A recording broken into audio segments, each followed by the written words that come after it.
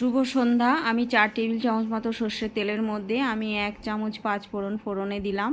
সেদ্ধ করা কয়েকটা আলু, মানে নতুন আলু সেদ্ধ করে রেখেছিলাম, সেটা টুকরো করে কেটে এর মধ্যে দিয়ে দিলাম। দিয়ে 2 মিনিট জাস্ট ভেজে নেব।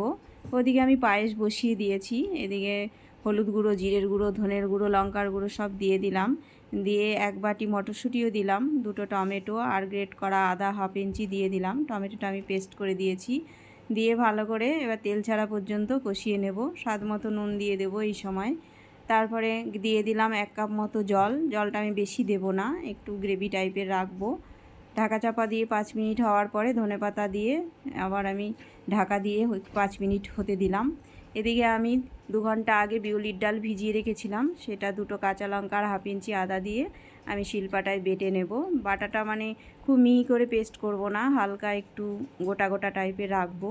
এদিকে আমার আলুর দম হয়ে গেছে, আমি নামিয়ে ফেলছি। পায়েসটাও হয়ে গেছে, আমি নামিয়ে ফেলেছি। এবার আমি কড়াই বসিয়ে দিলাম। এই যে পেস্টটা এবার আমি একটু হালকা জল মেরে নেব। মৌরি দিলাম 1 চামচ, 2 টেবিল চামচ মতো সর্ষের তেলের মধ্যে দিয়ে পেস্টটা দিয়ে দিলাম।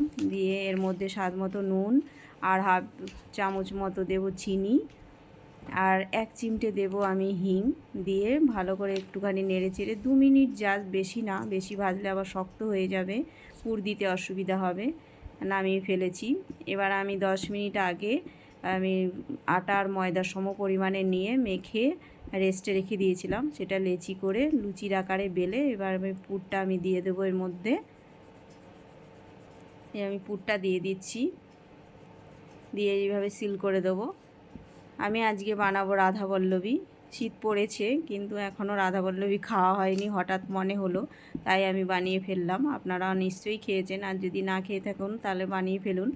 গরম তেলের রাধাবল্লভীটাকে ছেড়ে এদিক ওদিক করে এপিট ওপিট করে ভেজে তুলে ফেললেই রেডি হয়ে গেল খুব স্বাদের রাধাবল্লভী।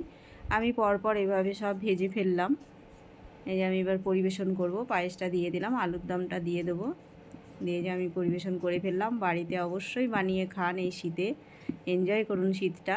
এই যে দেখে নিন, একবার দেখাচ্ছি আমি। ধন্যবাদ।